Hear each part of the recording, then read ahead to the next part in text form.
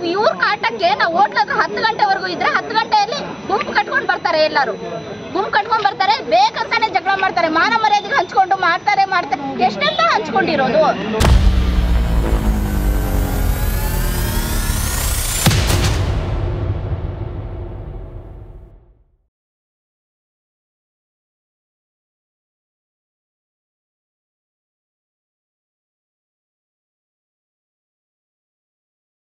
ನಮಸ್ಕಾರ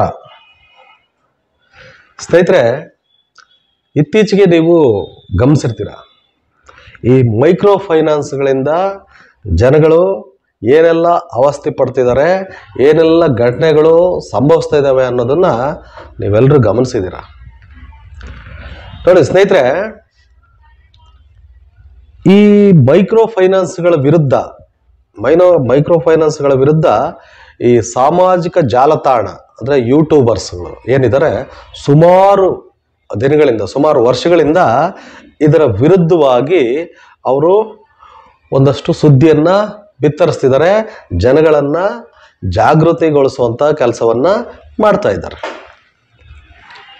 ಈ ಕಳೆದ ಕೆಲವು ದಿನಗಳ ಹಿಂದಿನಿಂದ, ಅಂದರೆ ಯಾವಾಗ ಅಧಿವೇಶನದಲ್ಲಿ ಈ ಮೈಕ್ರೋ ಫೈನಾನ್ಸ್ಗಳ ಚರ್ಚೆ ಆಗುತ್ತೆ, ಆಗಿಂದ ಒಂದಷ್ಟು ಈ ಮುಖ್ಯವಾಹಿನಿಯಲ್ಲಿ ಇರುವಂಥವು, ಅಂದರೆ ಈ TV ಮಾಧ್ಯಮಗಳು ಮತ್ತು ಕೆಲವು ಪತ್ರಿಕೆಗಳು ಇದರ ಸುದ್ದಿಯನ್ನು ಬಿತ್ತರಿಸಿದ್ವು.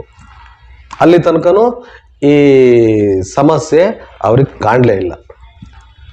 ಅದರಲ್ಲೂ ಹೋಗಿ ಇವರಿಗೆ ಮುಖ್ಯಮಂತ್ರಿ ಅವರಿಗೆ, ಗೃಹ ಮಂತ್ರಿ ಅವರಿಗೆ ಒಂದಷ್ಟು ಸಾರಿ ಮೈಕ್ರೋ ಫೈನಾನ್ಸ್ ಈಗ ಸಿಕ್ಕಾಪಟ್ಟೆ ಹಾವಳಿ ಆಗ್ತಾ ಇದೆ ಹೇಗೆ ಅಂತ. ಅದು ಯಾವಾಗ ಈ ಹಳ್ಳಿಗಳಲ್ಲಿ, ಕೆಲವು ಊರುಗಳಲ್ಲಿ ಇಡೀ ಹಳ್ಳಿನೇ ಬಂದಾಗಿರೋದು, ಅವರ ಮನೆಗಳ ಮೇಲೆ ಈ ಮೈಕ್ರೋ ಫೈನಾನ್ಸ್ ಅವರು ನೀವು ಇಂತಿಷ್ಟು ಸಾಲಕ್ಕಿದಿರಿ, ಈ ಮನೆ ನಮಗೆ ಅಡಮಾನ ಆಗಿದೆ, ಇದು ನೀವು ಈ ಕೂಡಲೇ ಸಾಲವನ್ನು ಮರುಪಾವತಿ ಮಾಡಿ, ಇದು ನಮ್ಮ ಸುಬರ್ದಿಯಲ್ಲಿದೆ ಅನ್ನೋಂತಹದ್ದೇನೆಲ್ಲ ಅವರ ಮನೆಯ ಗೋಡೆಯ ಮೇಲೆ ಬರೆದು ಬಂದಿದ್ರು. ಆಗ ಕೆಲವು ಮಾಧ್ಯಮಗಳು ಇದನ್ನು ಸುದ್ದಿ ಮಾಡಿದ್ವು. ಇಲ್ಲಿರೋ ಒಂದು ಆತಂಕ ಏನು ಅಂದರೆ, ಯಾವಾಗ ಈ ಕೆಲವು ಮಾಧ್ಯಮಗಳು ಎಂಟ್ರಿ ಆಗ್ತವೋ ಆಗ ಒಂದು ಹೋರಾಟದ ದಿಕ್ಕು ಆ ಜನಗಳ ಗಮನವನ್ನೇ ಬೇರೆ ಕಡೆಗೆ ಸೆಳೆದಾಕ್ಬಿಡ್ತಾವೆ. ಅಂಥದ್ದೊಂದು ಭಯ ಇದೆ. ಯಾಕಂದ್ರೆ ಅವು ಬೇರೆ ಈ ಇನ್ನರ್ ಅವರ ಏನು ಅಜೆಂಡಾನೇ ಬೇರೆ ಇರ್ತದೆ. ಯಾಕಂದ್ರೆ ಅವ್ರು ಎಂಟ್ರಿ ಆದಾಗ, ಯಾಕಂದ್ರೆ ಅವರು ಒಂದು ಹಂತಕ್ಕೆ, ಕೊನೆಯ ಹಂತಕ್ಕೆ, ಒಂದು ತಾರ್ಕಿಕವಾದಂಥ ಅಂತ್ಯಕ್ಕೆ ಈ ಮಾಧ್ಯಮಗಳು ತಗೊಂಡೋಗಲ್ಲ. ಒಂದಷ್ಟಿಗೆ ಏನಾದರೂ ಈ ಥರದ ಸಮಸ್ಯೆಗಳಿಗೆ ಸ್ಪಂದನೆ ಇದೆ ಅಂದರೆ ಅದು ಈ ಯೂಟ್ಯೂಬರ್ಸು ಮತ್ತು ಅಲ್ಲಿಯ ಒಂದಷ್ಟು ಸ್ಥಳೀಯ ಮಾಧ್ಯಮಗಳಿಂದನೇ ಆಗಿರೋದು. ಸೊ ಅಂಥದ್ದೊಂದು ಭಯನೂ ಇದೆ. ಯಾಕಂದ್ರೆ 4 ದಿನ ಮಾಡ್ತಾರೆ, ಆ ದಿಕ್ಕನ್ನು ಬೇರೆ ಕಡೆಗೆ ಎಲ್ಲ ಎಳ್ಕೊಂಡೋಗಿ ನಿಲ್ಲಿಸಿದಾಗ ಅದ್ರದ್ದು ರೂಪುರೇಷೆಗಳೇ ಬೇರೆ ರೂಪ ಪಡ್ಕೊಂಡು ಬಿಡ್ತಾವೆ. ಇರಲಿ, ನೋಡೋಣ. ಯಾಕಂದರೆ ಆಗಲೇ ಜನ ಒಂದಷ್ಟು ಜಾಗೃತರಾಗ್ತಾ ಇದ್ದಾರೆ, ನೋಡೋಣ. ಸರಿ, ಈಗ ಮತ್ತೆ ವಿಷಯಕ್ಕೆ ಬರೋಣ. ಇವುಗಳ ಉಗಮ ಅಂದರೆ ಇವುಗಳ ಹುಟ್ಟು ಹೇಗಾಯಿತು ಅಂತ ನೋಡಿ. ಮೈಕ್ರೋ ಫೈನಾನ್ಸು ಮತ್ತು ಈ ಧರ್ಮಸ್ಥಳ ಗ್ರಾಮೀಣಾಭಿವೃದ್ಧಿ ಸಂಸ್ಥೆ ಅಂತ ಏನಿಲ್ಲಿ ಆರ್ಥಿಕ ವಹಿವಾಟುವನ್ನು ಮಾಡುವಂಥ ಈ ಸಂಸ್ಥೆಗಳಿಂದವಲ್ಲ, ಈ ಮೈಕ್ರೋ ಫೈನಾನ್ಸ್ಗಳು ಅಂತ ಇಟ್ಕೊಂಡಿರೋ ಕೆಲವೆಲ್ಲ ಇದ್ದಾವೆ. ಇವತ್ತು ನಿಮ್ಮ ಹಳ್ಳಿಗಳಲ್ಲಿ ನೀವು ನೋಡಿದ್ರೆ ನಿಮ್ಗೆ ಗೊತ್ತಾಗುತ್ತೆ, ಅವೆಲ್ಲವೂ ಕೂಡ ಮೈಕ್ರೋ ಫೈನಾನ್ಸ್. ಅವಕ್ಕೂ ಮತ್ತು ಧರ್ಮಸ್ಥಳ ಗ್ರಾಮೀಣಾಭಿವೃದ್ಧಿ ಸಂಸ್ಥೆಗೂ ಇರುವಂತಹ ವ್ಯತ್ಯಾಸ ಏನು ಅಂದರೆ, ಅವರೇನು ಮೈಕ್ರೋ ಫೈನಾನ್ಸ್ನಲ್ಲಿ ಏನಿದ್ದಾರೆ, ನೇರವಾಗಿ ನಾವು ನಿಮಗೆ ಸಾಲ ಕೊಡ್ತೀವಿ ನಾವು ಅಂತ ಹೇಳ್ಬಿಟ್ಟು ನೇರವಾಗಿ ಅವರು ಲೇವಾದೇವಿಗೆ ಹೇಳ್ಕೊಂಡ್ಬಿಡ್ತಾರೆ. ಅದನ್ನು ಹೇಳ್ಕೊಂಡ್ರೆ ಡೈರೆಕ್ಟಾಗಿ ಬಂದುಬಿಡ್ತಾರೆ. ಆದರೆ ಇಲ್ಲಿ ಧರ್ಮಸ್ಥಳ ಗ್ರಾಮೀಣಾಭಿವೃದ್ಧಿ ಸಂಸ್ಥೆ ಅದನ್ನು ಮಾಡಲಿಲ್ಲ. ಅವರು ಬಂದಿದ್ದೇನು, ದೇವರ ಹೆಸರನ್ನ ಇಟ್ಕೊಂಡು ಧರ್ಮಸ್ಥಳ ಗ್ರಾಮೀಣಾಭಿವೃದ್ಧಿ ಸಂಸ್ಥೆ ಅಂತ ಬಂದ್ರಲ್ಲ, ಆಗ ಜನಗಳಲ್ಲಿ ಒಂದು ಕಲ್ಪನೆ ಮೂಡ್ತು. ಅವರೇ ಒಂದಷ್ಟು ವಿಷಯವನ್ನ ಅವರೇ ಆಲೋಚನೆ ಮಾಡಕ್ ಪ್ರಾರಂಭ ಮಾಡಿದ್ರು. ಏನು? ಧರ್ಮಸ್ಥಳ ಗ್ರಾಮೀಣಾಭಿವೃದ್ಧಿ ಸಂಸ್ಥೆ ನಮ್ಮ ಊರುಗಳಿಗೆ ಬಂತು, ನಮ್ಮ ಹಳ್ಳಿಗಳಿಗೆ ಬಂತು. ಇವ್ರೇನ್ ಮಾಡ್ತಾರೆ, ಅಲ್ಲಿರುವಂತಹ ಒಂದಷ್ಟು ಕುಡಿಯೋ ನೀರಿನ ಸಮಸ್ಯೆಗೆ ಏನಾದರೂ ಒಂದಷ್ಟು ಸ್ಪಂದಿಸ್ತಾರೆ. ಅಲ್ಲಿರುವಂತಹ ಶಾಲೆಗಳಿಗೆ ಏನಾದರೂ ಒಂದಷ್ಟು ಅಭಿವೃದ್ಧಿ ಮಾಡ್ತಾರೆ. ಅವೇನು ದತ್ತು ತಗೊಂಡ್ಬಿಟ್ಟು ಶಾಲೆ ಅಭಿವೃದ್ಧಿ ಮಾಡ್ತಾರೆ. ಈ ರೀತಿಯಾಗಿ ಒಂದಷ್ಟು ಸಾಮಾಜಿಕ ಕೆಲಸಗಳನ್ನು ಮಾಡ್ತಾರೆ ಇವರು ಅನ್ನೋಂಥದ್ದನ್ನ ಜನ ಅಂದ್ಕೊಳಕ್ ಸ್ಟಾರ್ಟ್ ಮಾಡಿದ್ರು. ಆದರೆ ಇವ್ರು ಮಾಡಿದ್ದದಲ್ಲ. ದೇವರ ಹೆಸರು, ಧರ್ಮಸ್ಥಳದ ಹೆಸರನ್ನ ಇಟ್ಕೊಂಡು ನೇರವಾಗಿ ಅವರು ಕೂಡ ಬಡ್ಡಿ ದಂಧೆಗೆ ಧುಮುಕ್ಬಿಟ್ರು. ವೈಯಕ್ತಿಕವಾಗಿ 10, 20, 30 ಸಾವಿರ ಸಾಲ ಕೊಡ್ತಾ ಇವತ್ತು ಅದು ಸುಮಾರು ಲಕ್ಷಕ್ಕೆ ಕೊಡೋದಕ್ಕೆ ಬಂದು ನಿಂತ್ಕೊಂಡ್ರು. ನೋಡಿ ಸ್ನೇಹಿತರೆ, ಮೊದಲು ಏನಾಯ್ತು ಅಂದ್ರೆ ಪ್ರತಿಯೊಬ್ರು ಕೂಡ ಧರ್ಮಸ್ಥಳ ಸಂಘದ ಜೊತೆಯಲ್ಲಿ ಏನು ಆ ಗ್ರಾಮೀಣಾಭಿವೃದ್ಧಿಯ ಅವರಲ್ಲಿ ವ್ಯವಹಾರ ಮಾಡಿರೋ ಪ್ರತಿಯೊಬ್ರು ಅಂದ್ಕೊಂಡಿದ್ದೇನು, ಇದು ದೇವರ ದುಡ್ಡು, ಧರ್ಮಸ್ಥಳದವರು ಮಾಡ್ತಾ ಇರೋದು, ಧರ್ಮಸ್ಥಳದವರು ನಮಗೆ ಸಹಾಯ ಆಗಲಿ ಅಂತ ನಮ್ಮೂರಲ್ಲಿ ಅವರ ಸಂಸ್ಥೆಯನ್ನ ಪ್ರಾರಂಭಿಸಿದ್ದಾರೆ ಅಂತ ಅನ್ಕೊಂಡ್ರು. ಯಾಕಂದ್ರೆ ಅವರು ಹೇಳಿದ್ದು ಅದನ್ನೇ, ಧರ್ಮಸ್ಥಳ. ನೋಡಿ, ಅದ್ರ ಬಗ್ಗೆ ಕರ್ನಾಟಕ ಮತ್ತು ಇತರೆ ಕಡೆಗಳಿಂದನೂ ಬಹಳಷ್ಟು ಜನ ಕೋಟಿ ಭಕ್ತರಿದ್ದಾರೆ. ಆ ಧರ್ಮಸ್ಥಳದ ಮಂಜುನಾಥ ಸ್ವಾಮಿಗೆ ಕೋಟಿ ಭಕ್ತರಿದ್ದಾರೆ. ಸೊ ಇಲ್ಲಿ ಏನಾಯ್ತು, ಈ ಧರ್ಮಸ್ಥಳದವರು ಅವರೇ ಮಾಡ್ತಾ ಇದ್ದಾರೆ ಈ ಥರದ್ದೊಂದು ಏನು ಹಣ ಕೊಡುವಂಥ, ಸಾಲ ಕೊಡುವಂಥ ಒಂದು ಕೆಲಸವನ್ನ ಅವರೇ ಕೊಡ್ತಾ ಇದ್ದಾರೆ ಅನ್ನೋಂಥ ಭಾವನೆಯಿಂದ, ಒಂದು ಭಕ್ತಿಯಿಂದ ಅವ್ರ ಹತ್ರಕ್ಕೆ ಹೋದ್ರು. ಅವರು ಕೂಡ ಆ ಧರ್ಮಸ್ಥಳದ ಹೆಸರನ್ನೇ ಹೇಳಿ ಅವರಿಗೆ ದುಡ್ಡು ಕೊಟ್ಟು, ನೀವು ಸಕಾಲದಲ್ಲಿ ಕೊಡಬೇಕು, ಇದು ದೇವ್ರ ದುಡ್ಡು, ನೀವು ಯಾರೋ ಬೇರೆಯವರ ಫೈನಾನ್ಸ್ಗಳ ಹತ್ರ ತಗೊಂಡಿರ್ತೀರಿ, ಇನ್ಯಾರೋ ಬಡ್ಡಿ ವ್ಯವಹಾರ ಮಾಡೋರ ಹತ್ರ ತಗೊಂಡಿರ್ತೀರಿ, ಆ ರೀತಿ ಅಲ್ಲ ಅನ್ನೋಂಥದ್ದನ್ನ ಅವರ ತಲೆಯಲ್ಲಿ ತುಂಬಿದ್ರು. ಅವರು ಕೂಡ ಹೌದು, ಇದು ದೇವ್ರ ದುಡ್ಡು, ನಾವು ಸಕಾಲಕ್ಕೆ ಕೊಡಬೇಕು ಅನ್ನೋಂಥ ಭಾವನೆಯನ್ನು ಇಟ್ಕೊಂಡ್ರು. ಮೊದಲೇ ಆ ದೇವ್ರ ಬಗ್ಗೆ ಭಕ್ತಿ ಇತ್ತು. ಇವರು ಏನು ಮಾಡಿದ್ರು, ಒಂದಷ್ಟು ಭಯವನ್ನು ಕೂಡ ಇಂಜೆಕ್ಟ್ ಮಾಡಿದ್ರು, ಅವರ ತಲೆಗೆ ತುಂಬಿದ್ರು. ಸರಿ, ಹಿಂಗೆ ಅವ್ರದ್ದು ನಾವು ದೇವ್ರ ದುಡ್ಡು ತಗೊಂಡಿದ್ದೀವಿ ಅನ್ನೋಂಥ ಭಾವನೆಯನ್ನೇ ಇಟ್ಟುಕೊಂಡು ಸುಮಾರು 10-12 ವರ್ಷಗಳಿಂದ ಅವ್ರ ಜೊತೆಗೆ ವ್ಯವಹಾರ ಮಾಡೋದಕ್ಕೆ ಪ್ರಾರಂಭ ಮಾಡಿದ್ರು. ಮೊದಲು ಅವರು ಬರೀ ಏನು ಒಂದು ವೈಯಕ್ತಿಕವಾಗಿ ತಗೊಳ್ಳೋಂಥ ಸಾಲ, ಆನಂತರ ಗುಂಪು ಸಾಲ ಆಯಿತು. 10,000 ಇದ್ದಿದ್ದು ಲಕ್ಷ ದಾಟ್ತು. ಆ ನಂತರದಲ್ಲಿ ನಿಧಾನವಾಗಿ ಒಂದೊಂದನ್ನೇ ಎಂಟ್ರಿ ಮಾಡ್ತಾ ಹೋದ್ರು. ಏನು? ಇನ್ಶೂರೆನ್ಸ್ಗಳು, ಆರೋಗ್ಯ ವಿಮೆ ಕಾರ್ಡ್ಗಳು, ಇವು ಎಲ್ಲವನ್ನು ಕೂಡ ಅದಕ್ಕೆ ಎಂಟ್ರಿ ಮಾಡ್ಕೊಂಡು ಹೋದ್ರು.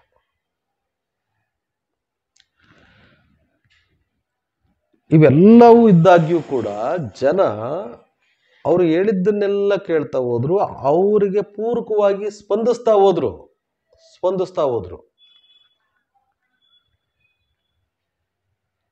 ಸುಮಾರು 8-10 ವರ್ಷಗಳ ಕಾಲ ಅವ್ರ ಜೊತೆಯಲ್ಲಿ ವ್ಯವಹಾರ ಮಾಡ್ಕೊಂಡಿದ್ದು, ಅವ್ರು ಹೇಳಿದ ಟೈಮಿಗೆ ಅವ್ರು ಹೇಳಿದ ಹಣವನ್ನ ಅವ್ರು ಏನು ಲೆಕ್ಕ ಕೊಡ್ತಾರೋ ಅದಷ್ಟೇ ಲೆಕ್ಕವನ್ನೇ ಇಟ್ಟುಕೊಂಡು ಅವ್ರು ಕೇಳ್ತಾ ಹೋದ್ರು.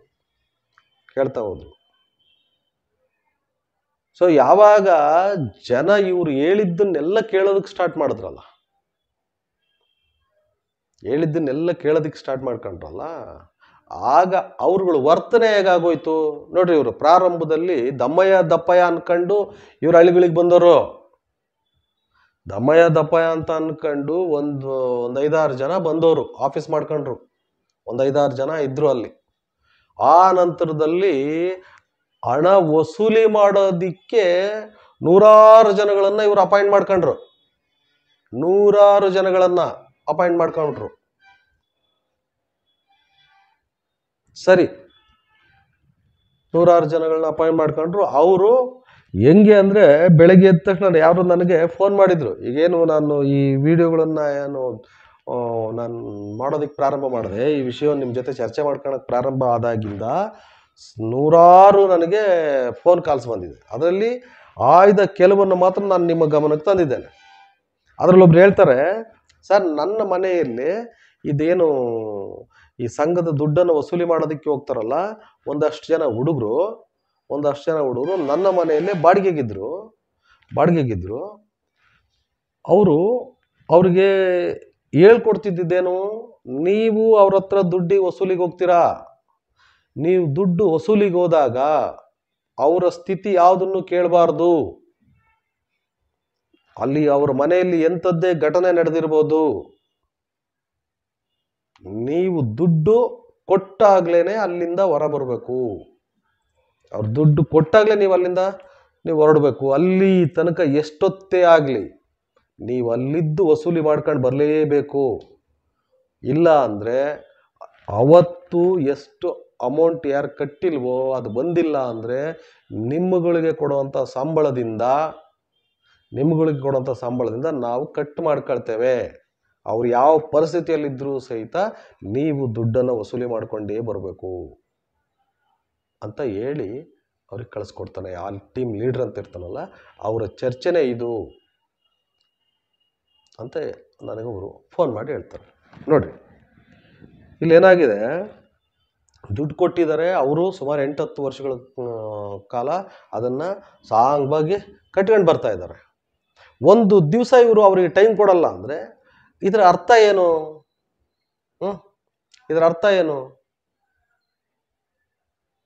ಅಂದರೆ ಇವರು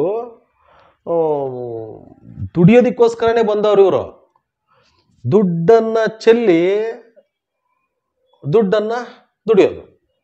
ಅದೇನು ಹೇಳ್ತಾರೆ, ದುಡ್ಡು ಬಿತ್ತಿ ದುಡ್ಡು ಬೆಳಿ ಅಂತ ಹೇಳ್ತಾರಲ್ಲ, ಹಂಗೆ ಇವರು ದುಡಿಯೋದಕ್ಕೋಸ್ಕರನೇ ಬಂದಿರೋದು. ಇವರಲ್ಲಿ ಯಾವುದೇ ರೀತಿಯಾದಂತಹ ಸೊಸೈಟಿ ಕಮಿಟ್ಮೆಂಟ್ಸ್ ಇಲ್ಲ. ಇವರಿಗೆ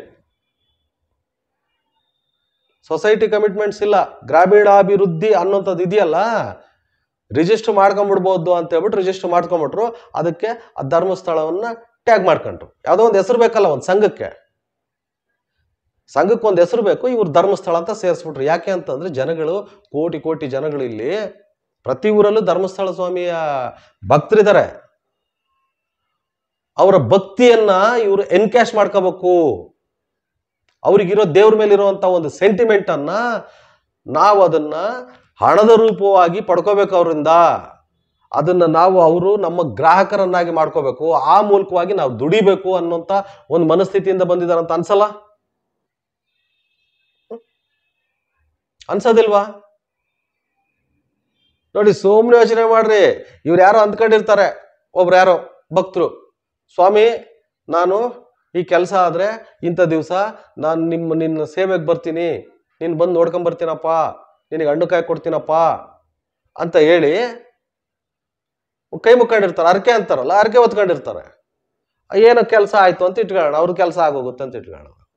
ಅವ್ರು ಇಂಥ ದಿವಸ ಬರ್ತೀನಿ ಅಂತಿದ್ದಾಗ ಮತ್ತೆ ರೀ ಅವ್ರ ಕೈಲಾದಷ್ಟು 5 ರೂಪಾಯೋ 10 ರೂಪಾಯೋ ಅದನ್ನ ಅಲ್ಲಿ ಧರ್ಮಸ್ಥಳಕ್ಕೆ ಮನೆ ಆರ್ಡರ್ ಮಾಡಿ, ಸ್ವಾಮಿ ನಾನು ಬರಕ್ಕಾಗ್ತಾ ಇಲ್ಲ, ನನಗೆ ಅನುಕೂಲ ಆಗ್ತಾ ಇಲ್ಲ, ನಾನು ಒಂದಷ್ಟು ದಿನ ಬಿಟ್ಟು ಬರ್ತೇನೆ ಅಂತ ಹೇಳಿ ಅದು ತಪ್ಪು ಕಾಣಿಕೆ ಅನ್ನೋ ರೀತಿ ಅವ್ರ ಕೈಲಿದ್ದು 5 ರೂಪಾಯಿ 10 ರೂಪಾಯಿ 20 ರೂಪಾಯಿ 50 100 ರೂಪಾಯಿ ಎಷ್ಟನ್ನು ಮನೆ ಆರ್ಡರ್ ಮಾಡೋರು ಧರ್ಮಸ್ಥಳಕ್ಕೆ. ಹಂಗ ನೋಡಿದ್ರೆ ದೇವರೇ ಟೈಮ್ ಕೊಟ್ಬಿಟ್ಟ ಅವರಿಗೆ, ಆಯ್ತು ನಿನಗೆ ಅನುಕೂಲ ಆದಾಗ ಬಾರ ಅಂತ. ಆದ್ರೆ ಇವರು ಅವರ ಹೆಸರು ಹೇಳಿ ಜನಗಳ ಏನು ಅವರು ತಗೊಂಡಿರೋ ಸಾಲಕ್ಕೆ 1 ಗಂಟೆ ಟೈಮ್ ಕೊಡ್ತಿಲ್ಲ ಇವರು ಅಂತಂದ್ರೆ ಇವ್ರು ಇನ್ನೆಂತ ಧನದಾಹಿಗಳು. ದುಡ್ಡು ಮಾಡೋದಷ್ಟೇ ಅಲ್ವಾ ಇವರು ಉದ್ದೇಶ.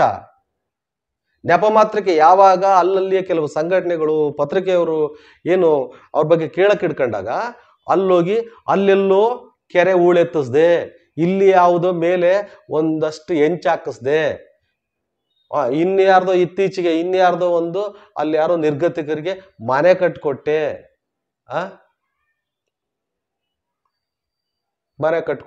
ಅನ್ನೋಂತ ತೇಪೆ ಹಚ್ಚುವಂತ ಕೆಲಸವನ್ನ ಮಾಡ್ಕೊಂತ ಹೋಗ್ತಿದ್ದಾರೆ.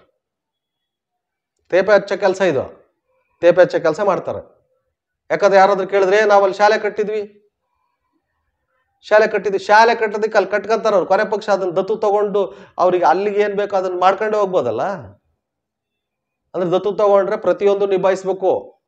ಒಂದು ಸಾರಿ ಏನೋ ಅದೇನೋ ಅಲ್ಲೆಲ್ಲೋ ಬಿದ್ದೋಗಿರುತ್ತೆ, ಮೇಲೆ ಮುರಿದೋಗಿರುತ್ತೆ, ಅದನ್ನ ಏನೋ ಒಂದು 10,000 20,000 ಒಂದು 50,000 ಕೋಟಿ ರಿಪೇರಿ ಮಾಡಿಸಿದ್ರೆ ಆಗೋಯ್ತಲ್ಲ ಅಂತ. ಕೋಟಿ ದುಡಿಮೆ ಮುಂದೆ ಈ 50,000 ಲಕ್ಷ ಯಾವ ಲೆಕ್ಕ?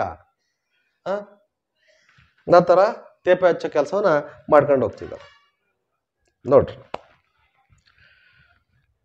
ಮತ್ತೆ ಇವರು ಏನು ಮೊದಲು ಒಂದಷ್ಟು ಕೆನರಾ ಬ್ಯಾಂಕ್ ಕಡೆಗೆ, ಕೆನರಾ ಬ್ಯಾಂಕ್ ಜೊತೆಗೆ ಇವರು ಟೈಅಪ್ ಆಗಿರ್ತಾರೆ.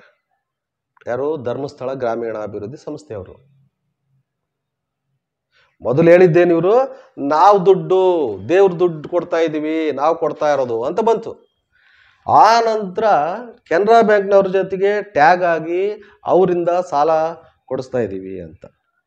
ಈಗ ನಬಾರ್ಡ್ ಈಗ ಬ್ಯಾಂಕ್ ಆಫ್ ಬರೋಡದಿಂದ ಸಾಲವನ್ನು ಕೊಡಿಸಿದ್ದಾರೆ. ಸ್ನೇಹಿತರೆ, ಈಗ ಬ್ಯಾಂಕ್ ಆಫ್ ಬರೋಡಾ ಒಂದು ಬ್ಯಾಂಕು ಸಾಲ ಕೊಟ್ಟಾಗ ಅದಕ್ಕೆ ಸಂಬಂಧಪಟ್ಟಂತ ಎಲ್ಲ ದಾಖಲೆಗಳು ಕೂಡ ಬ್ಯಾಂಕ್ಗಳು ಮೇಂಟೈನ್ ಮಾಡ್ತಾವೆ. ಇವರು ಬ್ಯಾಂಕಿಂದ ಸಾಲ ಕೊಟ್ಟಿದ್ದೀವಿ ಅಂತ ಹೇಳ್ತಿದ್ದಾರೆ. ಈಗ ಸ್ವತಃ ವೀರೇಂದ್ರ ಹೆಗ್ಗಡೆ ಅವರು ಅದನ್ನ ಹೇಳಿದ್ದಾರೆ, ನಾವು ಕೊಟ್ಟಿಲ್ಲಪ್ಪ ದುಡ್ಡು, ಅದನ್ನ ಬ್ಯಾಂಕ್ನವ್ರು ಕೊಟ್ಟಿದ್ದಾರೆ ಅಂತ. ಸರಿ, ಬ್ಯಾಂಕ್ ಅವರು ಸಾಲ ಕೊಟ್ಟಿದ್ದಾರೆ, ಮತ್ತೆ ಇವರು ಅದನ್ನ ಮ್ಯಾನೇಜ್ ಮಾಡ್ತಿದ್ದಾರೆ. ಏನು? ಈ ಧರ್ಮಸ್ಥಳ ಗ್ರಾಮೀಣಾಭಿವೃದ್ಧಿ ಸಂಸ್ಥೆಯವರು ಮ್ಯಾನೇಜ್ ಮಾಡ್ತಿದ್ದಾರೆ. ಅಂದ್ರೆ ಮಧ್ಯವರ್ತಿಗಳು ಇವರು, ದಲ್ಲಾಳಿಗಳು, ಬ್ರೋಕರ್ಗಳು ರೀತಿ ನಿಂತು ಕೆಲಸ ಮಾಡ್ತಿದ್ದಾರೆ. ಇವರು ಕಂತು ಹಣವನ್ನ ಕಟ್ಟಬೇಕು ಅಂದಾಗ, ಯಾಕಂದ್ರೆ ಮೊದಲು ಪರಿಚಯ ಆಗಬೇಕಾಗಿತ್ತು, ಜನಗಳಿಗೆ ಪರಿಚಯ ಆದ್ರು, ದುಡ್ಡು ಕೊಡಬೇಕಾಗಿತ್ತು, ಅವ್ರಿಗೆ ಒಂದಷ್ಟು ಗ್ರಾಹಕರನ್ನ ಸೆಳಿಬೇಕಾಗಿತ್ತು, ಸೆಳೆದ್ರೆ ಎಲ್ಲ ಆಗೋಯ್ತು. ಈಗ ಬ್ಯಾಂಕಿಂದ ಸಾಲ ತಗೊಂಡಾದ್ಮೇಲೆ ಇಂಥ ಬ್ಯಾಂಕ್ಗೆ ನೀವು ನಿಮ್ಮ ಸಾಲದ ಹಣವನ್ನ ಕಟ್ಟಿ ಅಂತ ಹೇಳಿ ಒಂದು ಏನು ಅಕೌಂಟ್ ಕೊಟ್ರೆ, ಇವ್ರೇನು ಸಂಘದ ಹೆಸರಿಗೆ ಒಂದು ಅಕೌಂಟ್ ಓಪನ್ ಮಾಡಿ ಆ ಅಕೌಂಟಿಗೆ ನೀವು ಹಣವನ್ನು ಹಾಕಿ ಅಂತ ಹೇಳಿ ಅವ್ರಿಗೆ ಕೊಟ್ಬಿಟ್ರೆ ಆಗೋಗ್ಬಿಡುತ್ತೆ. ಈ ದಲ್ಲಾಳಿಗಳು, ಈ ಮೀಡಿಯೇಟರ್ಗಳನ್ನ, ಬ್ರೋಕರ್ಸ್ಗಳನ್ನ ಅಲ್ಲಿಗೆ ಕಳಿಸಿ ಅವರಿಗೆ ಉರ್ಲಿಡೋದು ಯಾಕೆ? ಸತ್ತೋಗಿದಾರಲ್ಲ ಕೆಲವರು, ಸುದ್ದಿ ಆಗಿದೆ. ಯಾಕೆ ಮಾಡ್ತಿದ್ದಾರೆ? ಕಟ್ತಾರಲ್ರಿ ಎಲ್ಲರೂ, ಅವ್ರವ್ರ ಊರುಗಳಲ್ಲಿ ಬ್ಯಾಂಕ್ ಇದಾವಲ್ಲ, ಅವ್ರು ಕಟ್ಕೊಳ್ತಾರೆ. ಯಾಕೆ? ಆ ಸಂಘದ ಹೆಸರಲ್ಲಿ ಅವ್ರು ಒಂದೊಂದು ಅಕೌಂಟ್ ತಗೊಂಡಿದ್ರಲ್ಲ, ಆ ಅಕೌಂಟ್ಗೆ ಹಾಕೊಳ್ತಿದ್ರು. ಅವ್ರ ಅಕೌಂಟ್ಗೆ ಹಾಕೊಂಡು ಅದು ಆ ಸಮಯ ಬಂದಾಗ ಅವರು ಆ ಬ್ಯಾಂಕಿಗೆ ಟ್ರಾನ್ಸ್ಫರ್ ಕೊಡೋರು, ಅಲ್ಲಿ ಡೈರೆಕ್ಟ್ ಆಗಿ ಟ್ರಾನ್ಸ್ಫರ್ ಕೊಡ್ಬೋದಲ್ಲ. ಇವರ ಸಂಘದ ಅಕೌಂಟಿಂದ ನಮ್ದು ಇಂಥ ಒಂದು ಬ್ಯಾಂಕಿಗೆ ಈ ಹಣ, ನಮ್ಮ ಸಾಲದ ಹಣವನ್ನ ನೀವು ಟ್ರಾನ್ಸ್ಫರ್ ಕೊಡಿ ಅಂತ ಮಾಡ್ಬೋದಲ್ಲ. ಈ ದಲ್ಲಾಳಿಗಳನ್ನ ಯಾಕೆ ಬಿಟ್ಟಿರೋದು? ಇವತ್ತೇನು ಯಾಕೆ ಎಷ್ಟು ಬಡ್ಡಿ ತಗೊಳ್ತಿದ್ದೀರಿ, ಇದೆಲ್ಲ ಯಾಕೆ, ಏನು ಅಂತ ಕೇಳಿದ್ರೆ ಯಾಕೆ ಲೆಕ್ಕ ಕೊಡ್ತಿಲ್ಲ ಅಂದ್ರೆ, ಆ ದಲ್ಲಾಳಿಗಳೇನು ಆ ಬ್ರೋಕರ್ಸ್ ಇಟ್ಕೊಂಡಿದಾರಲ್ಲ, ವಸೂಲಿಕಾರರು, ವಸೂಲಿ ಮಾಡ್ಬೇಕಲ್ಲ, ಅವ್ರಿಗೆ ಸಂಬಳ ಕೊಡ್ಬೇಕಲ್ಲ. ಈ ಜನಗಳದ ಕಿತ್ತು ನಾವೇನೋ ನೂರಾರು ಜನಕ್ಕೆ, ಸಾವಿರಾರು ಜನಕ್ಕೆ ಉದ್ಯೋಗ ಕೊಟ್ಟಿದೀವಿ ಅನ್ನೋ ಫೋಜ್ ತಗೊಳಕ್ಕೆ, ನಾವು ನೂರಾರು ಜನಗಳಿಗೆ, ಸಾವಿರಾರು ಜನಕ್ಕೆ ನಾವು ಉದ್ಯೋಗ ಅವಕಾಶವನ್ನು ಕಲ್ಪಿಸಿದೀವಿ ಅಂತ ಹೇಳ್ಕೋಬೇಕಲ್ಲ. ಅದಕ್ಕೆ ಅವರದ್ದು ಆ ಸಂಸ್ಥೆಯವ್ರದ್ದು ಬ್ಯಾಂಕ್ಗಳಿದಾವೆ. ಮೊದಲೆಲ್ಲ ಸ್ವಸಹಾಯ ಸಂಘದವ್ರು ಏನ್ ಮಾಡ್ಕೊಂಡಿದ್ರಲ್ಲ, ಅವ್ರು ಒಂದು ಬ್ಯಾಂಕ್ ಅಕೌಂಟ್ ಮಾಡ್ಕೊಂಡಿದ್ರು, ಅದಕ್ಕೆ ದುಡ್ಡು ಹಾಕೊಳ್ತಾ ಇದ್ರು. ಈಗಲೂ ಅವ್ರು ಅದಕ್ಕೆ ದುಡ್ಡು ಹಾಕೊಂಡು ಆ ಬ್ಯಾಂಕಿಗೆ ಅವರು ಅಲ್ಲಿಂದಾನೆ ಟ್ರಾನ್ಸ್ಫರ್ ಕೊಡ್ಲಿ. ಬ್ಯಾಂಕಿಂದ ಕಂಡೀಷನ್ ಇರ್ತದಲ್ಲ, ಬ್ಯಾಂಕ್ ಇಷ್ಟು ದಿನದೊಳಗೆ ನಿಮ್ ಸಾಲ ತೀರಿಸ್ಬೇಕು ಅಂತ ಏನಿರುತ್ತಲ್ಲ, ಅಷ್ಟು ದಿನದೊಳಗೆ ತೀರಿಸ್ತಾರೆ. ಅದನ್ನ ಯಾಕೆ ಅಷ್ಟು ಕಡಖಂಡಿತವಾಗಿ ನಾವು ಹೇಳ್ತೀವಿ ಅಂತಂದ್ರೆ, ಇಷ್ಟು 8-10 ವರ್ಷಗಳ ಕಾಲ ಅದನ್ನ ಮಾಡ್ಕೊಂಡು ಬಂದಿದ್ದಾರೆ. ಅವ್ರು ದುಡ್ಡು ಕಟ್ಟಿಲ್ಲ ಅಂದಿದ್ರೆ ನೀವು ಕೊಡ್ತಿರ್ಲಿಲ್ಲ. ಅವರು ಕರೆಕ್ಟಾಗಿ ಅದನ್ನೆಲ್ಲ ಕಟ್ಕೊಂಡು ಬಂದಿಲ್ಲ ಅಂದಿದ್ರೆ ನೀವೇನು ಕೊಡ್ತಿರ್ಲಿಲ್ಲ. ಅವ್ರು ಕರೆಕ್ಟಾಗಿ ಕಟ್ಕೊಂಡು ಬರ್ತದಾರ ಅಂದಾಗ ಹೌದು ನೋಡಿ, ನೀವು ಈಗ ಯಾವ ಥರ ಕಟ್ಕೊಂಡು ಬಂದಿದ್ದೀರೋ ಅದೇ ಥರನೇ ನೀವು ದುಡ್ಡನ್ನು ವಾರ ವಾರ ಕಲೆಕ್ಟ್ ಮಾಡ್ಕೊಳ್ಳಿ, ನಿಮ್ಮ ಅಕೌಂಟಲ್ಲಿ ಇಟ್ಕೊಳ್ಳಿ. ಆ ನಂತರ ನೀವು ಆ ಬರೋಡಾ ಬ್ಯಾಂಕ್, ಯಾವ ಬ್ಯಾಂಕಿಂದ ನೀವು ಸಾಲ ಕೊಡ್ಸಿದ್ರಲ್ಲ ಆ ಬ್ಯಾಂಕಿಗೆ ಕಟ್ಬಿಡಿ ಅಂತ ಹೇಳಿದ್ರೆ ಅವ್ರು ಮಾಡ್ತಾರೆ ಖಂಡಿತ. ಇವತ್ತಾಗಿಲ್ಲ ಅಂದ್ರೆ ಆ ವಾರದಲ್ಲಿ ಯಾವತ್ತೋ ಒಂದಿನ ಅಡ್ಜಸ್ಟ್ ಮಾಡ್ಕೊಂಡು ಆ ವಾರದಲ್ಲಿ ಮುಗಿಸ್ಕೊಂಡ್ಬಿಡ್ತಾರೆ. ಮತ್ತೆ ಒಂದೇನಂದ್ರೆ ಯಾವ ಬ್ಯಾಂಕುಗಳು ಕೂಡ ವಾರದ ಸಾಲ ಕೊಡೋದಿಲ್ಲ. ವಾರ ಕಟ್ಟಂತ ಸಾಲ ಯಾವ ಬ್ಯಾಂಕು ಕೊಡೋದಿಲ್ಲ. ಅದಕ್ಕೆ ತಿಂಗಳು ಟೈಮ್ ಇರುತ್ತೆ, ಇಲ್ಲ ಅವರ ಆ ಕಂತನ್ನ 3 ತಿಂಗಳೊಳಗೆ ಮುಗಿಸ್ಬೇಕು ಅನ್ನೋ ಈ ರೀತಿ ಕಂಡೀಷನ್ಸ್ ಇರೋದು. ಅವ್ರು ಹೆಂಗೋ ಆ ಟೈಮ್ ಕೊಟ್ಟಾಗ ಹೆಂಗೋ ಮುಗಿಸ್ತಾರೆ. ಒಟ್ಟು ಇನ್ ಟೈಮಲ್ಲಿ ಅವರು ಸಾಲವನ್ನ ಖಂಡಿತ ತೀರಿಸ್ತಾರೆ. ಯಾಕಂದ್ರೆ ಇಷ್ಟು ದಿನ ಮಾಡ್ಕೊಂಬಂದಾರಲ್ಲ ನಿಮಗೆ, ಇಲ್ಲ ನೀವ್ಯಾಕೆ ಸಾಲ ಕೊಡ್ತಿದ್ರಿ. ಆದ್ರೆ ಒಂದು ಇಲ್ಲಿ ನೀವುಗಳು ಅದರ ಮೂಲಕ ಬೇರೆ ಬೇರೆ ದಂಧೆಯನ್ನ ಪ್ರಾರಂಭ ಮಾಡ್ಕೊಂಡ್ರಿ. ಕೆಲವು ಹಳ್ಳಿಗಳಿಗೆ ಹೋಗ್ತೀರಿ, ಸ್ಟವ್ ತಗೊಳ್ಳಿ, ಇನ್ನೇನು ಸೋಪ್ ತಗೊಳ್ಳಿ, ಬ್ರಷ್ ತಗೊಳ್ಳಿ. ನೀವು ಎಲ್ಲೋ ಕುಪ್ಪೆ 100 ರೂಪಾಯಿ ಸಿಗೋ ಮಾಲ್ ತಂದು 500 ರೂಪಾಯಿ ಮಾರ್ಕೋಬೇಕಲ್ಲ ಇಲ್ಲಿ ಅವರಿಗೆ, ಮಾರ್ಕೋಬೇಕು. ಇನ್ನು LIC ಹೆಸರಲ್ಲಿ LIC ಕಂತು ಎಷ್ಟು ಬರ್ತದೆ, ನೀವು ನಾವೇ ಕಟ್ತೀವಿ ಅಂತ ನೀವು ಕಟ್ಟಿ ಅದಕ್ಕೆ ಬಡ್ಡಿ ಹಾಕಿ ಬಡ್ಡಿ ತಗೋಬೇಕು. ಇನ್ನೇನು ಆರೋಗ್ಯ ಕಾರ್ಡು ಹೇಳಿದ್ರು ಒಬ್ರು, ನನಗೆ ಫೋನ್ ಮಾಡಿದಾಗ ಒಬ್ರು ಹೇಳ್ತಾರೆ, ನೀವು ಕೇಳಿಸ್ಕೊಂಡ್ರಲ್ಲಿ ಅಲ್ಲಿ ಅವರು ಆರೋಗ್ಯ ಕಾರ್ಡ್ ಅಂತ ಮಾಡ್ತಾರೆ, ಅದಕ್ಕೊಂದಷ್ಟು ದುಡ್ಡು ತಗೊಳ್ತಾರೆ. ಆಮೇಲೆ ನಾವು ಯಾವ್ದು ಆಸ್ಪತ್ರೆಗೆ ಹೋಗಿರ್ತೀವಿ, ಅವ್ರು ಒಂದಷ್ಟು ಆಸ್ಪತ್ರೆ ಲೀಸ್ಟ್ ಕೊಟ್ಟಿರ್ತಾರೆ, ಆ ಆಸ್ಪತ್ರೆಗೆ ಹೋಗ್ತೀವಿ. ಆ ಆಸ್ಪತ್ರೆಗೆ ಹೋದ್ರೆ ಇವೆಲ್ಲ ನಮ್ಮ ಹತ್ರ ನಡೆಯಲ್ಲಪ್ಪ ಅಂತಾರೆ. ರೇ, ಗೌರ್ಮೆಂಟ್ ಸ್ಕೀಮ್ಗಳನ್ನೇ ಆಸ್ಪತ್ರೆಯಲ್ಲಿ ಅಲೋ ಮಾಡ್ತಾ ಇಲ್ಲ ಇವತ್ತು. ಗೌರ್ಮೆಂಟ್ ಆರೋಗ್ಯಕ್ಕೆ ಸಂಬಂಧಪಟ್ಟಂಗೆ ಹೆಲ್ತ್ ಕಾರ್ಡ್ ಎಷ್ಟು ಕಾರ್ಡ್ಗಳನ್ನ ಕೊಟ್ಟಿದ್ದಾರೆ, ಎಲ್ಲವೂ ಎಲ್ಲಿ ಯಾವ ಕೆಲವು ಮಾತ್ರ ಅಪ್ಲೈ ಆಗ್ತಿದಾವೆ. ಗೌರ್ಮೆಂಟ್ ಇಶ್ಯೂ ಮಾಡಿರುವಂತ ಸ್ಕೀಮ್ಗಳನ್ನೇ ಹಾಸ್ಪಿಟ್ಲಲ್ಲಿ, ಪ್ರೈವೇಟ್ ಹಾಸ್ಪಿಟ್ಲಲ್ಲಿ ತಗೊಳ್ತಿಲ್ಲ ಅಂದ್ರೆ ನೀವು ವಿನಾಕಾರಣ ಏನಿಲ್ಲ ಎತ್ತಿಲ್ಲ, ಸುಮ್ಮನೆ ಒಂದು ಯಾವುದೋ ನಾಮಕಾವಸ್ತಿಗೆ ಅವ್ರು ಹೇಳಿದ್ರಲ್ಲ LIC ಅವರು ಇಲ್ಲಿ ಮೊಳಕಾಲ್ಮೂರಲ್ಲಿ ಹೋದಾಗ ಅವ್ರು ಹೇಳಿದ್ರು, ಇದಕ್ಕೂ ನಮಗೇನು ಸಂಬಂಧ ಇಲ್ಲ, ಇದು ಓಪನ್ನೇ ಆಗೋದಿಲ್ಲ, ಸುಮ್ಮನೆ ಪ್ರಿಂಟ್ ಹಾಕಿ ಕೊಟ್ಟಿದ್ರು ಅಂತ ಹೇಳಿದ್ರು ಇವರು. ಹಂಗೆ ನೀವು ಯಾವುದೋ ಪ್ರಿಂಟ್ ಹಾಕಿ ಕೊಟ್ಟಿರೋ ಅಂಥದ್ದನ್ನ ಎಲ್ಲ ಹಾಸ್ಪಿಟ್ಲ್ಗಳು ತಗೊಂಡ್ಬಿಟ್ಟು ಅವ್ರು ಲಕ್ಷಗಟ್ಟಲೆ ಟ್ರೀಟ್ಮೆಂಟ್ ಕೊಟ್ಬಿಡ್ತಾರ? ಅವರು ಕೊಡ್ತಾರಾ? ಹೇಳಿದ್ರಲ್ಲ ನಮ್ಗೆ ಅವರೇ. ಇನ್ನು LIC ಇದು LICಗೆ ಕಟ್ಟಿದಾಗ ಅವೆಲ್ಲ ಅದಕ್ಕೆಲ್ಲ ಸ್ಲಿಪ್ ಕೊಡ್ತಾರೆ. ಅವನ್ನೆಲ್ಲ ಕೊಡೋದಕ್ಕೇನು ಅವ್ರು ಕೇಳ್ತಿದಾರಲ್ಲ, ನೀವು ಕೊಡ್ಬೇಕಲ್ಲ. ಇವರು ಕರೆಕ್ಟಾಗೇ ಇದ್ರೆ ಅವ್ರು ಲೆಕ್ಕ ಕೊಡಕ್ಕೆ ನೀವು ಹೇಳಿದ್ರೆ ನೀವು ಅವತ್ತ್ಯಾಕೆ ಕೇಳಲಿಲ್ಲ, ಇವತ್ತು ಕೇಳ್ತಿದ್ರಿ, ಅವತ್ತ್ಯಾಕೆ ಕೇಳಲಿಲ್ಲ? ಅವತ್ತ್ಯಾಕೆ ಕೇಳಿಲ್ಲ ಅಂದ್ರೆ ಅವರೇ ಹೇಳ್ತಾರೆ ಜನ, ಅವತ್ತು ದೇವ್ರ ದುಡ್ಡಿದು, ಧರ್ಮಸ್ಥಳದವ್ರು ಮಾಡಿರೋದು. ಯಾಕಂದ್ರೆ ಅವ್ರ ಫೋಟೋ ಬೇರೆ ಹಾಕಿದ್ರಲ್ಲ ನಿಮ್ಮ ಆಫೀಸ್ಗಳಲ್ಲೆಲ್ಲ, ನಿಮ್ಮ ಆಫೀಸಲ್ಲೆಲ್ಲ ಅವ್ರ ಫೋಟೋ ಹಾಕಿದ್ರಿ.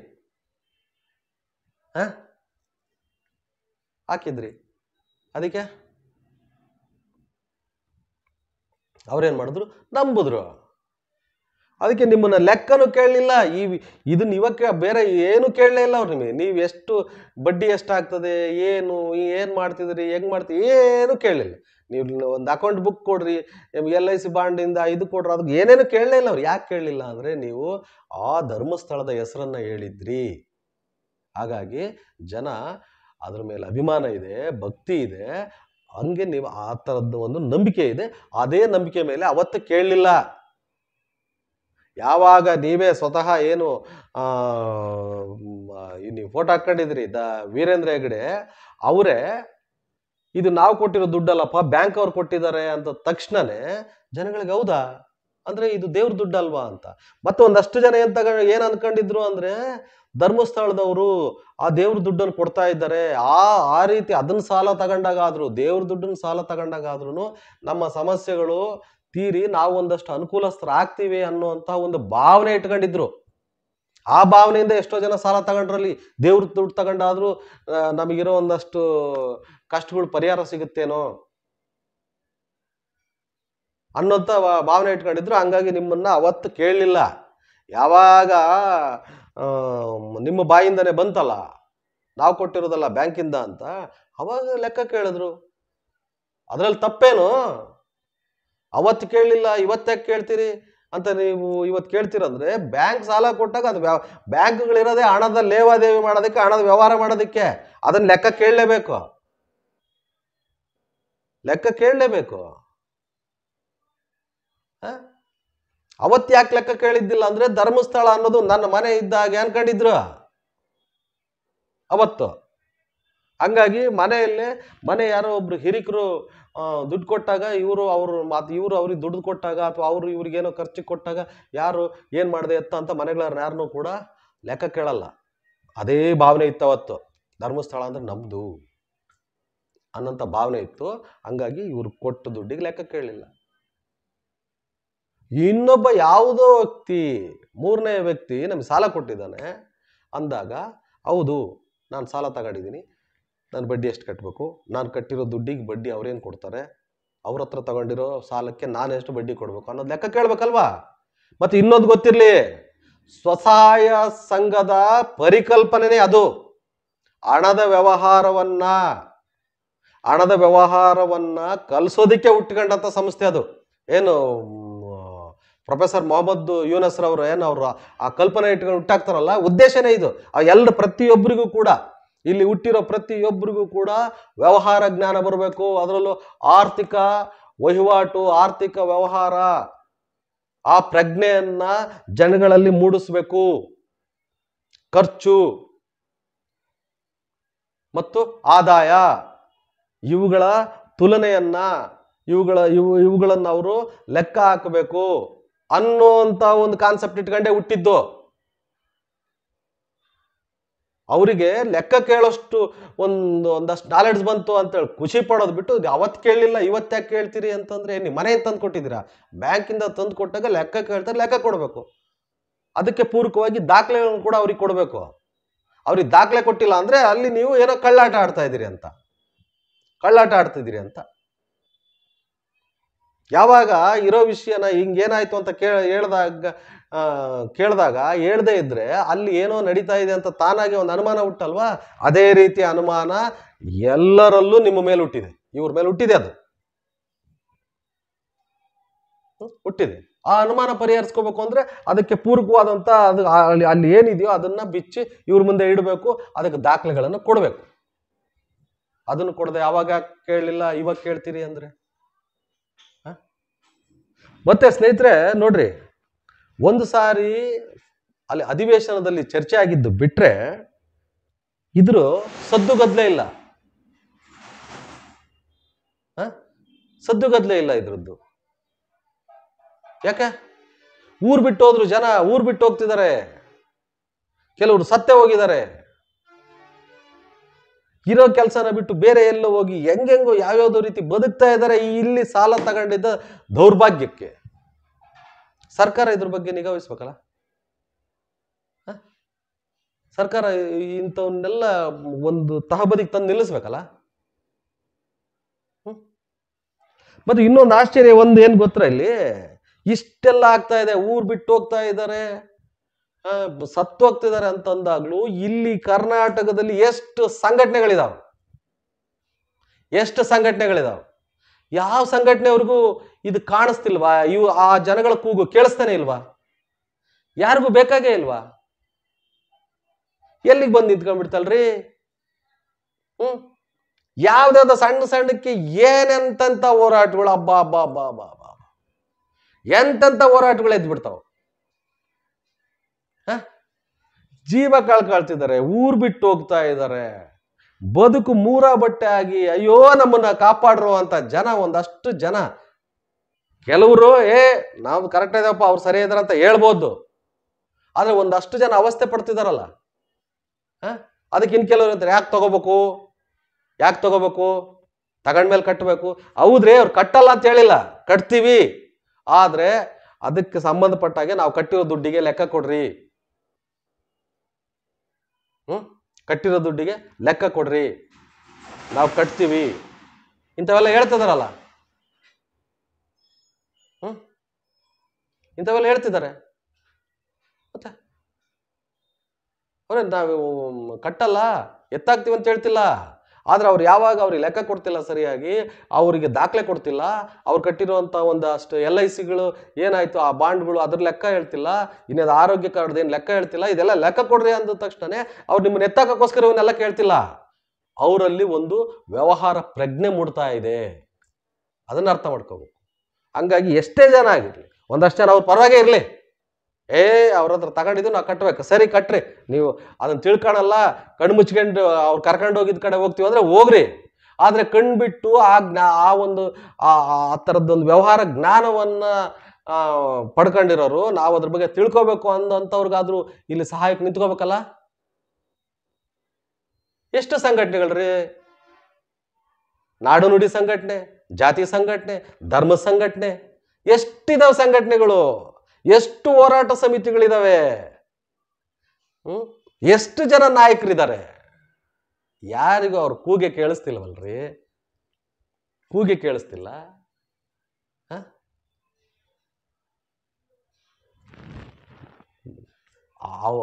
ಇವ್ಯಾವು ಕೂಡ ಅವ್ರಿಗೆ ಬೇಕಾಗಿಲ್ಲ. ತಗೊಂಡಾರೆ ಅನುಭವಿಸ್ಲಿ ಅಂತ ಅಲ್ಲ. ಅವ್ರು ವ್ಯವಹಾರ ಮಾಡ್ಕೊಂಡು ಹೋಗ್ತಾರೆ, ಮಾಡ್ಕೊಂಡು ಹೋಗ್ಲಿ. ಆದರೆ ಅವ್ರು ಬ್ಯಾಂಕಿಂದ ಕೊಟ್ಟಾಗ ಬ್ಯಾಂಕ್ಗಳಲ್ಲಿ ಅವ್ರ ಲೇವಾದೇವಿ ಇಟ್ಕೊಂಡಾಗ ಅದಕ್ಕೆ ಒಂದು ರೂಪರೇಷೆಗಳಿದಾವಲ್ಲ, ಅವ್ರಿಗೂ ಅನುಕೂಲ ಮಾಡಿಕೊಟ್ಟು, ಸಾಲ ಕೊಟ್ಟಿರೋದೇ ನಿಮಗೆ ಅನುಕೂಲ ಆಗಲಿ ಅಂತ. ಹಂಗಾಗಿ ಅದೇ ರೀತಿಯಾದ ಒಂದಷ್ಟು ಅನುಕೂಲ ಮಾಡಿಕೊಡ್ಬೇಕಲ್ವಾ. ಈಗೆಲ್ಲವನ್ನು ನಿಮ್ಮ ಅಂಗಡಿ ಎತ್ಕೊಂಡು ಹೋಗ್ಬಿಟ್ಟು ಆ ಕೊಟ್ಟಿರೋ ಸಾಲನೆಲ್ಲ ಮನ್ನಾ ಮಾಡಿಬಿಡ್ರಿ ಅಂತನೂ ಅಲ್ಲ. ಇನ್ನು ನಿಜಕ್ಕೆ ಒಂದೇನಂದ್ರೆ, ಕೆಲವು ಫೈನಾನ್ಸ್ಗಳು ಇದ್ಯಾವುದು ಕೊರೋನಾ ಬಂದಂಥ ಸಂದರ್ಭದಲ್ಲಿ ಕೆಲವು ಮೈಕ್ರೋ ಫೈನಾನ್ಸ್ಗಳು ಸಾಲ ಮನ್ನಾ ಮಾಡಿದ್ರು, ಕೆಲವು ಸಾಲ ಮನ್ನಾ ಮಾಡಿದ್ರು, ಇನ್ನು ಕೆಲವು ಬಡ್ಡಿ ಬಿಟ್ರು. ಆದ್ರೆ ಧರ್ಮಸ್ಥಳ ಗ್ರಾಮೀಣ ಅಭಿವೃದ್ಧಿ ಸಂಸ್ಥೆಯವರು ಇವ್ರು ಯಾವನ್ನು ಮಾಡ್ತಿಲ್ಲ. ಹೋಗ್ಲಿ, ಬಡ್ಡಿ ಬಿಡ್ಲಿಲ್ಲ, ಸಾಲ ಮನ್ನಾ ಆಗೋದು ಬಿಟ್ಬಿಡ್ರಿ, ಒಂದಷ್ಟು ಬಡ್ಡಿ ಬಿಡ್ಲಿಲ್ಲ, ಬಡ್ಡಿಯಲ್ಲಿ ಕಮ್ಮಿನೂ ಮಾಡ್ಲಿಲ್ಲ, ಅದೆಲ್ಲ ಹಾಳಾಗೋಗ್ಲಿ. ಬರೀ ಒಂದು ತಿಂಗಳು ಅವರು ಏನು ಆ ಕರೋನಾ ಟೈಮಲ್ಲಿ ಇತ್ತಲ್ಲ, ಕರೋನಾ ಟೈಮಲ್ಲಿ ಏನು ಎಲ್ಲ ಬಂದಾಗಿತ್ತಲ್ಲ, ಆ ಒಂದು ತಿಂಗಳು ಕಳ್ಕೊಂಡಾಗ್ಲೇ ನೆಕ್ಸ್ಟ್ ವೀಕೆ ಹೋಗ್ಬಿಟ್ಟು ಅಷ್ಟನ್ನು ಕಟ್ಟಬೇಕು ಅಂತ ಹೇಳ್ಬಿಟ್ಟು ಹಿಂಸೆ ಮಾಡಿದವ್ರು ಇವರು. ಮತ್ತೆಲ್ಲೋ ಸರ್ಕಾರ ಹೇಳಿತ್ತಲ್ಲ,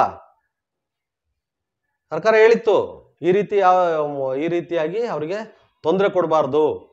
ಯಾವುದೇ ಏನು ಆರ್ಥಿಕ ವಹಿವಾಟು ಮಾಡುವಂಥ ಸಂಸ್ಥೆಗಳು, ಬ್ಯಾಂಕ್ಗಳಿರ್ಬೋದು ಅಥವಾ ಈ ಥರ ಸಂಸ್ಥೆಗಳಿರ್ಬೋದು, ಫೈನಾನ್ಸ್ಗಳಿರ್ಬೋದು, ಜನಗಳಿಗೆ ತೊಂದರೆ ಕೊಡಬಾರ್ದು ಅಂತ ಗೌರ್ಮೆಂಟ್ ಆರ್ಡರ್ ಮಾಡಿದ್ರು ಕೂಡ ಅವು ಯಾವುದನ್ನು ಕೇರೆ ಮಾಡಲಿಲ್ಲ ಇವರು. ಅದೇನು ಲಾಕ್ಡೌನ್ ಮುಗಿದು ನೆಕ್ಸ್ಟ್ ವೀಕೆ ನುಗ್ಗುಬಿಟ್ರು ಮನೆಗಳಿಗೆ, ಹಳ್ಳಿಗಳಿಗೆ, ಜನಗಳ ಮನೆ ಬಾಗಿಲುಗಳಿಗೆ ಹಿಂಸೆ ಇಟ್ಟು ಪ್ರತಿಯೊಂದು ವಸೂಲು ಮಾಡಿದ್ರು. ₹1 ಬಿಡಲಿಲ್ಲ. ಇವರು ಗ್ರಾಮೀಣಾಭಿವೃದ್ಧಿ ಮಾಡ್ತಾರೆ. ಇವರು ಎಲ್ಲೋ ಕಿತ್ತಿರೋ 4 ಹೆಂಚು ಹಾಕ್ಸೋದು, ಎಲ್ಲೋ 50,000 ಲಕ್ಷ ಕೊಟ್ಟೊಂದು ಯಾವುದೋ ಯಾರಿಗೋ ಒಬ್ಬರಿ ಮನೆಗೆ ಕೊಟ್ಟು ಇಡೀ ಊರಿಗೆ ಕೊಟ್ವಿ ಅನ್ನೋದು.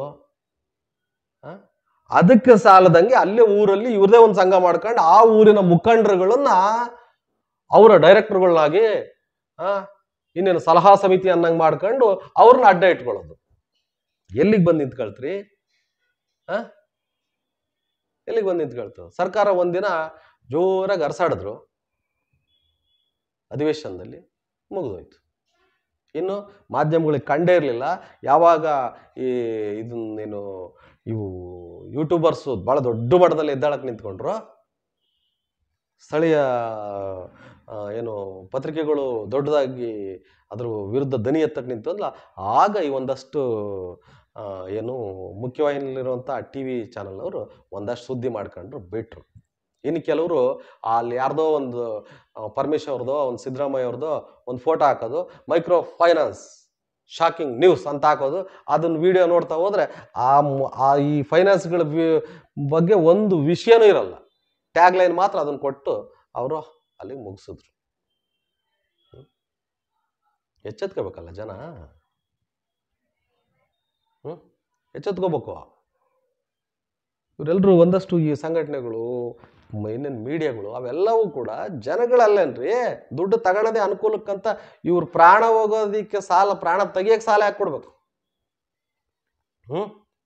ಈ ಕೂಡಲೇ ಇದಕ್ಕೆ ಸಂಬಂಧಪಟ್ಟ ಹಾಗೆ ಈಗ ಸರ್ಕಾರ ಸೀರಿಯಸ್ ಆಕ್ಷನ್ ಮಾಡಬೇಕು.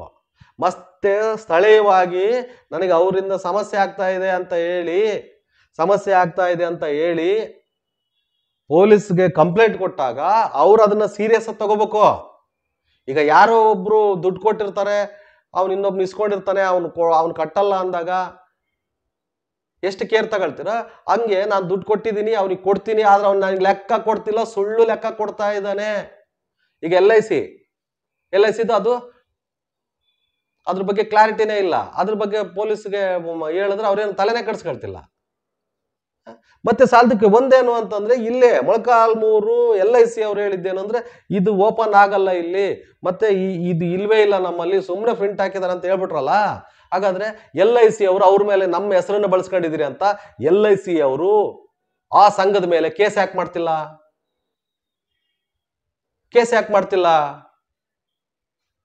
ನಮಗೆ ಸಂಬಂಧ ಇಲ್ಲ ಅಂತ ಹೇಳಿದ ಈ LIC ಅವ್ರಿಗೆ ಯಾಕೆ ಕೇಸ್ ಮಾಡ್ತಿಲ್ಲ? ಅವರು ಕೇಸ್ ಮಾಡ್ಬೇಕಲ್ಲ, ನಮ್ಮ ಹೆಸರನ್ನ ಹೆಂಗ್ ಬಳಸ್ಕೊಂಡ್ರಿ ಅಂತ. ಇದು ಯಾಕೆ ಆಗ್ತಿಲ್ಲ? ಮತ್ತೆ ಇವಾಗ ಯಾವುದೋ ಒಂದು ಹಾಸ್ಪಿಟ್ಲಿಗೆ ಹೋಗಿರ್ತಾರೆ, ಇದು ಕಾರ್ಡ್ ನಡೆಯುತ್ತೇನಂತ. ವಿನಾಕಾರಣ ನಮ್ಮ ಹೆಸರು ಯಾಕೆ ಹೇಳ್ತೀರಿ? ನಮ್ಮ ಹಾಸ್ಪಿಟ್ಲ್ ವಿಷಯ ಯಾಕೆ ಹೇಳ್ತೀರಿ? ನಮ್ಮ ಆಸ್ಪತ್ರೆ ಹೆಸರು ಯಾಕೆ ಹೇಳ್ತೀರಿ? ಈ ಆಸ್ಪತ್ರೆಗೆ ಹೋಗ್ರಿ, ನಾವು ಉಚಿತವಾಗಿ ಅಲ್ಲಿ ಚಿಕಿತ್ಸೆ ನಡೆಯುತ್ತೆ, ಇಷ್ಟು ಲಕ್ಷದ ತನಕ ಅಂತ ಹೇಳಿ ಕಳಿಸ್ತಿರಲ್ಲ, ಯಾಕೆ ಹೇಳಿ ಕಳಿಸ್ತೀರಿ ಅಂತ. 1-2 ಕಂಪ್ಲೇಂಟ್, ಮಸ್ತ್ ಕಂಪ್ಲೇಂಟ್ ಹೋಗಿದಾವೆ. ಅದ್ರಲ್ಲಿ 1-2 ಕಂಪ್ಲೇಂಟ್ ಹೋದ ತಕ್ಷಣ ಅವ್ರ ಮೇಲೆ ಆಕ್ಷನ್ ಮಾಡ್ಬಿಡ್ಬೋದಲ್ಲ. ವಿನಾಕಾರಣ ನಮ್ಮ ಸಂಸ್ಥೆ ಹೆಸರು ಯಾಕೆ ತಾಳ್ತೀರಿ ನೀವು? ನಮ್ಮ ಹಾಸ್ಪಿಟ್ಲ್ ಹೆಸರು ಯಾಕೆ ತಾಳ್ತೀರಿ? ನಮ್ಮ LIC, ನಮ್ಮ ಇನ್ಶೂರೆನ್ಸ್ ಕಂಪ್ನಿ ಹೆಸರು ಯಾಕೆ ತಾಳ್ತೀರಿ ನೀವು ಅಂತ ಇವ್ರು ಕಂಪ್ಲೇಂಟ್ ಮಾಡ್ಬೋದಲ್ರಿ ಅವ್ರ ಮೇಲೆ. ಇವೆಲ್ಲ ಕ್ರಿಮಿನಲ್ ಅಫೆನ್ಸ್ ಅಲ್ವಾ? ಒಂದ್ ವೇಳೆ ಅವರು LIC ಅವರ ಈಗ ಅವ್ರು ಸುಳ್ಳು ಹೇಳ್ತಿದಾರ, ಇವ್ರು ಸುಳ್ಳು ಹೇಳ್ತಿದಾರ? ಇಲ್ಲಿ ಸುಳ್ಳ ಯಾರು, ಕಳ್ಳ ಯಾರು? ಜನಗಳಿಗೆ ಹೇಳ್ರಿ. ಅದು ಇದ್ದಿದ್ದ ಇರೋದನ್ನ ಹೇಳಕ್ಕೇನು?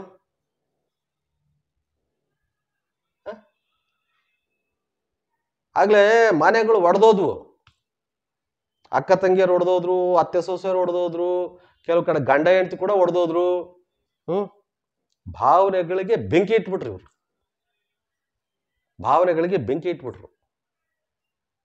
ಯಾಕಂದ್ರೆ ಒಂದೇ ಮನೆಯಲ್ಲೇ ಸಾಲ ತಗೊಂಡಿರ್ತಾರೆ. ಈಗ ಅತ್ತೆ ಸೊಸೆ ಅಲ್ಲಿ ಬೇರೆ ಆಗಿರ್ತಾರೆ, ಅವ್ರು ಸಾಲ ತಗೊಂಡಿರ್ತಾರೆ, ಇವ್ರು ಸಾಲ ತಗೊಂಡಿರ್ತಾರೆ, ಕಟ್ಟಬೇಕು. ಕಟ್ಟಿಲ್ಲ ಅಂತಂದ್ರೆ ವಯಸ್ಸಿನ ತಾರತಮ್ಯನೂ ನೋಡಂಗಿಲ್ಲ, ಚಿಗಮ್ಮನ್ ನೋಡಂಗಿಲ್ಲ, ದೊಡ್ಡಮ್ಮನ್ ನೋಡಂಗಿಲ್ಲ, ಅಕ್ಕನ್ ನೋಡಂಗಿಲ್ಲ, ತಂಗಿನ ನೋಡಂಗಿಲ್ಲ, ಅತ್ತೆ ಸೊಸೆ ಆ ಸಂಬಂಧಗಳೇ ಇಲ್ಲ. ದುಡ್ಡು ಕಟ್, ಫಸ್ಟ್ ದುಡ್ಡು ಕಟ್ ಅಂತ ಮನಸ್ಸು ಇಚ್ಛೆ ಮಾತಾಡಿ ದುಡ್ಡು ವಸೂಲಿ ಮಾಡ್ಕೊಂಡು. ಯಾಕಂದ್ರೆ ಇಲ್ಲಾಂದ್ರೆ ಇವ್ರ ನತ್ತಿ ಮೇಲೆ ಬರುತ್ತದು. ಒಬ್ರು ಕಟ್ಟಿಲ್ಲ ಅಂದ್ರೆ ಇವ್ರು ಕಟ್ಟಬೇಕು. ಅದಕ್ಕೆ ಏನ್ ಬೇಕಾದ್ರೂ ಮಾತಾಡಿ ದುಡ್ಡು ಕಟ್ಟಿಸ್ಕೊಳ್ಳೋ ಲೆವೆಲ್ಗೆ ಈ ಸಂಘದವರು ಬಂದು ನಿಂತುಬಿಟ್ರು ಅಂತ. ಆ ಮಟ್ಟಕ್ಕೆ ಇವರನ್ನ ಅವ್ರು ತಗೊಂಡೋಗಿ ನಿಲ್ಲಿಸ್ಬಿಟ್ರು. ಇವಕ್ಕೆಲ್ಲವಕ್ಕೂ ಉತ್ತರ ಬೇಕು. ಸ್ಥಳೀಯವಾಗಿ ಪೊಲೀಸವರು ಇಂಥದ್ದು ಕಡಿವಾಣ ಹಾಕ್ಬೇಕು. ಸರ್ಕಾರ ಇದನ್ನು ಗಂಭೀರವಾಗಿ ಪರಿಗಣಿಸ್ಬೇಕು. ಮತ್ತೆ ಅಲ್ಲಿರುವಂತಹ ಮಾಧ್ಯಮಗಳು, ಪ್ರತಿ ಹಳ್ಳಿಗಳಲ್ಲೂ ಈ ಸಮಸ್ಯೆ ಜನ ಅನುಭವಿಸ್ತಿದ್ದಾರೆ. ಅಲ್ಲಿರುವಂತಹ ಮಾಧ್ಯಮಗಳು ಮತ್ತೆ ಸಂಘಟನೆಗಳು ಕೇಳಬೇಕು. ಸಂಘಟನೆಗಳೇನು ಈಗ ಇವರೆಲ್ಲರೂ ಅವ್ರ ಮೇಲೆ ಏನೋ ಹೋಗ್ಬಿಟ್ಟು ಮುಗಿಬಿದ್ದು ಅದಿದ್ ಮಾಡೋದಲ್ಲ. ಇವನ್ನೆಲ್ಲ ಒಂದು ತಹಬದಿಗೆ ತರಬೇಕು. ಕರೆಕ್ಟಾಗಿ ಅವರು ಕೊಡೋ ದುಡ್ಡಿಗೆ, ತಗೊಳ್ಳೋ ದುಡ್ಡಿಗೆ ಬಡ್ಡಿ ಎಷ್ಟು, ಇವ್ರು ಕಟ್ಟೋ ಉಳಿತಾಯ ಎಷ್ಟು, ಇವರು ಆ ಕಟ್ಟಿರೋದಕ್ಕೆ ಅವ್ರು ಕೊಡೋ ಬಡ್ಡಿ ಎಷ್ಟು, ಇವ್ರು ತಗೊಂಡಿರೋ ಸಾಲಕ್ಕೆ ಬಡ್ಡಿ, ಒಂದಷ್ಟು ವ್ಯವಹಾರವನ್ನ ಪಾರದರ್ಶಕವಾಗಿ ಇಡಬೇಕು. ಇವರೆಲ್ಲ ಅಡಪ ಎತ್ಕೊಂಡು ಹೋಗ್ಬಿಡ್ರಿ ಅಂತ ಅಲ್ಲ ಇದ್ರ ಅರ್ಥ. ಪಾರದರ್ಶಕವಾಗಿ ವ್ಯವಹಾರಗಳು ನಡಿಬೇಕು. ಅದಕ್ಕೆ ಇವರೆಲ್ಲರೂ ಕೈ ಜೋಡಿಸ್ಬೇಕು. ಇಲ್ಲಾಂದ್ರೆ ಏನಾಗುತ್ತೆ ಅಂದ್ರೆ ಇವತ್ತು ಅದ್ಯಾವುದೋ ಊರಲ್ಲಿ ಚಾಮರಾಜಪೇಟೆ, ಮಂಡ್ಯ, ಇನ್ನೇನೋ ಉತ್ತರ ಕರ್ನಾಟಕದ ಭಾಗದಲ್ಲಿ ಜನ ಊರು ಬಿಟ್ಟು ಹೋದ್ರು, ಕೆಲವರು ಸತ್ತೋದ್ರು. ಅದು ಕ್ರಮೇಣ ಇಡೀ ರಾಜ್ಯವನ್ನು ಆವರಿಸ್ಕೊಳ್ಳುತ್ತೆ. ಯಾಕಂದ್ರೆ ಎಲ್ಲ ಕಡೆಗೂ ಇದ್ದಾರೆ ಈ ಮೈಕ್ರೋ ಫೈನಾನ್ಸ್ಗಳಿಂದ ಸಾಲ ತಗೊಂಡಂಥವ್ರು. ಇವತ್ತು ಸಾಲಗಾರರು ಯಾರಿಲ್ಲಪ್ಪ, ಇವರಿಂದ ಸಾಲ ತಗೊಳ್ದಿದ್ದಾರೆ ಯಾರಪ್ಪ ಅಂತ ಹುಡುಕಬೇಕಾಗಿದೆ ಅನ್ನೋಂಥ ಪರಿಸ್ಥಿತಿ ಬಂದು ನಿಂತಿದ್ದಾರೆ ಪ್ರತಿ ಮನೆಗೂ ಹಿಂಗಾಗಿದೆ. ಹಂಗಾಗಿ ಎಲ್ಲರೂ ಇದ್ರ ಬಗ್ಗೆ ಒಂದಷ್ಟು ಗಮನ ಹರಿಸ್ಬೇಕು. ಇದು ಏನಾಗಿದೆ ಅಂತ ತಿಳ್ಕೊಳ್ಳೋಕೆ ಪ್ರಯತ್ನ ಪಡ್ರಿ. ಇಲ್ಲಿ ಸಮಸ್ಯೆ ಏನು ಅಂತ ಆಲಿಸ್ರಿ, ಸಮಸ್ಯೆನ ಕೇಳಿ ಎಲ್ರೂ, ಆಗ ಪರಿಹಾರ ಸಿಗ್ತದೆ, ಪರಿಹಾರ ಸಿಗುತ್ತೆ. ಮುಂದಿನ ದಿನಗಳಲ್ಲಿ ಇನ್ನೊಂದಷ್ಟು ಚರ್ಚೆ ಮಾಡೋಣ. White and C. ಮತ್ತೆ ವಿಶೇಷವಾದಂಥ ಇವುಗಳ ಮೈಕ್ರೋ ಫೈನಾನ್ಸಿನ ಇನ್ನೂ ಒಂದಷ್ಟು ವಿಷಯಗಳನ್ನ ಇಟ್ಕೊಂಡು ನಾನು ಮತ್ತೆ ಬರ್ತೀನಿ. ನಮಸ್ಕಾರ.